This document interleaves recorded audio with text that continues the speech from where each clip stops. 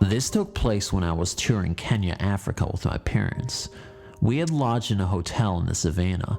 The layout of the hotel was as follows. The main building was at a distance of some 1 kilometer from the lodging cabins. The cabins were amazing. They had a feel as if they belonged to the jungle itself. There was a river flowing behind the cabin, but it was out of bounds as it had crocodiles in it. But we got a good view of the river from the balcony of our cabin. It was great seeing crocs in their own habitat. The night we reached the hotel, we were all pretty exhausted. The room was cozy except for one weird thing. It had a deer's head hanging from one of its walls. The hotel was pretty old, so must have been placed there before hunting was banned in Africa. There was a show of Mara people, tribals, that night, which wouldn't take place for another month. As we were there for only 3 days, my parents went to the show. I decided to stay back as I was pretty tired and the hotel was about 1 kilometer away. I was reading a book but must have fallen asleep. I woke up about an hour later, which was pretty odd, as I never wake up late at night once I sleep. My parents were not yet back, and as I rubbed my eyes, I swear I saw the deer's eyes move. I was completely freaked out and closed my eyes. After some time, I gave it up for an illusion and started to read again. This was when I noticed a pretty odd thing. The curtains of the room were moving as if there was a breeze coming from the windows, but the windows were closed. Suddenly, I felt a shiver run down my spine. I felt as if I was being watched. I felt a weird cold sensation and started praying. After a while, the feeling stopped, and after some time, my parents returned. I didn't tell them about the experience as I thought they would not believe me. The next day, I asked our guide, who had become a pretty good friend by then, about the experience. I thought that he would know as he visited that place pretty frequently. He said that he didn't know anything about that, but I felt from his tone that he was hiding something from me. We went on a drive in the savannas and came back that evening in a pretty light mood, but when we reached our cabin, we found to our astonishment that our luggage had been scattered and messed up. We thought that the cleaner must have done it and complained to the hotel management, but they said that as per their policy, the cleaners do not touch anything belonging to a customer. The receptionist also said that the cleaning was done under supervision. We let go the incident as some misunderstanding. Then, the last and most eerie thing occurred. We were about to go to bed when we all heard someone knocking forcefully at the door. When we opened the door, there was no one. This happened 2 to 3 times.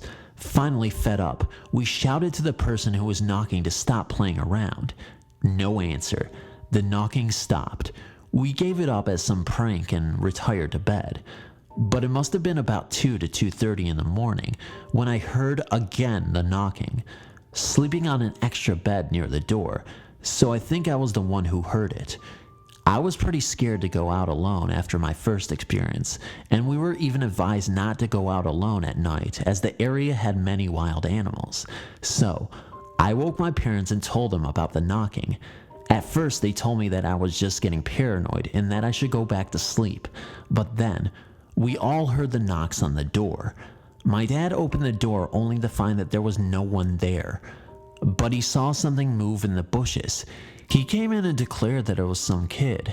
Though I didn't feel convinced, I decided that I would rather believe that it was a kid.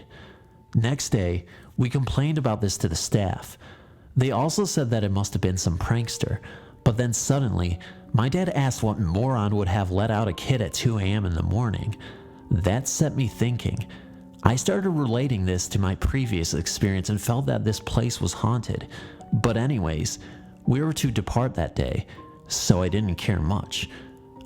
I didn't think about the incident until the day we were about to leave Kenya.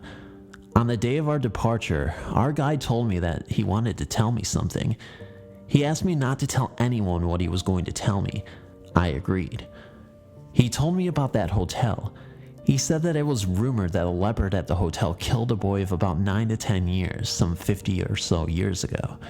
He told me that everyone said that the ghost of the boy still haunted the same room where he was staying the night he died. He said that many of his customers had the same complaint as me, but only those customers who stayed in 2 specific rooms had the experience. It was in room number 153 and 154. I had stayed in room number 154. When I was in my late teens, I was living in my family's home in Warren, Michigan, which is a suburb of Detroit. I came home late one night, around midnight, and parked my car in the detached garage in the back of our house. As usual, I rolled down the garage door and locked it. After exiting the garage, I faced the garage's entry-exit door and locked it as well. I'm not a person who is scared of the dark, and I definitely don't frighten easily. As I turned around to walk into my backyard so I could get into the house, I bumped into what I thought was a person. It was big enough and solid enough to be. My first thought was that someone was in my backyard, and I ran into them, possibly trying to break into the garage. Instinctively, I pushed back but no longer felt a solid body. I ran to my back door where I watched the backyard while trying to put the key in the door, which is a pain when you're scared. We had a small yard that was surrounded by a privacy fence, which would make it even more difficult for a person to get in or out of quickly. I never saw a person or heard a noise. What scared me so much was that I could feel the solid body. Have you ever turned around and someone was standing behind you and you walked right into them? That is exactly what I felt. The impact was enough to knock me back a step. It probably wouldn't have shook me up so much if it actually was a person. At least I could explain it. I eventually got into the house and told my parents. This is the same house where I frequently heard my name being called at all hours of the day and night. It wasn't just my name that was called, it was my nickname that only my close family calls me. There are many times that I thought my mom was calling out to me because I was up late watching TV, or she had come home early and needed my help carrying in groceries. Every time I checked, there was either no one home or the whole family was asleep. Years later, I found that both of my parents had experienced their names being called too. My mother's side of the family has always been sensitive. A lot of uncles and aunts and my grandmother would tell stories of their experiences. I haven't experienced paranormal activity as much as other family members, but I do have a few stories. I'll start with my favorite one. One night about 5 years ago, I was 18. I was staying over at a friend's house, Pat. He had his bedroom in the basement of his brother's house. There was a laundry room in his room as well.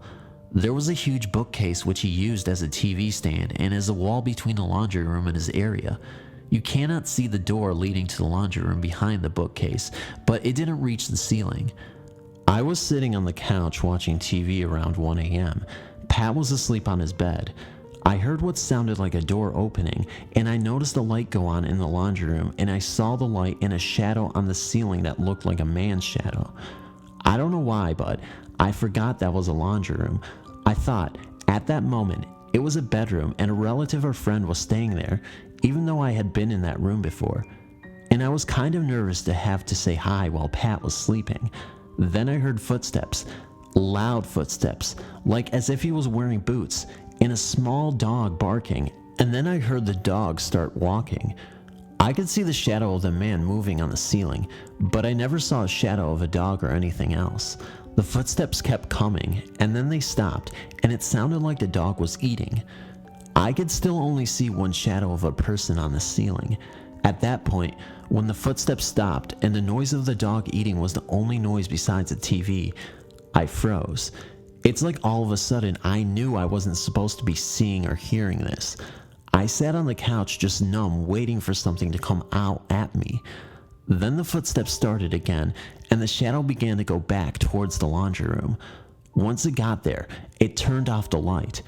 I could even hear the switch and closed the door. I got up and jumped into Pat's bed, and the first thing I asked is, "Why didn't you tell me something was staying in that room?" And obviously his response was, "What?" I told him what had happened, what I saw, and what I heard. He asked me if I remembered that the room was a laundry room, and that's when I started realizing that, yes, I do remember that, and no, there is no way I just saw what I saw. So the next morning, after making my friend stay awake until I fell asleep, he showed me that the door to the laundry room couldn't even close because of a few wires he had crossing into his room from the laundry room.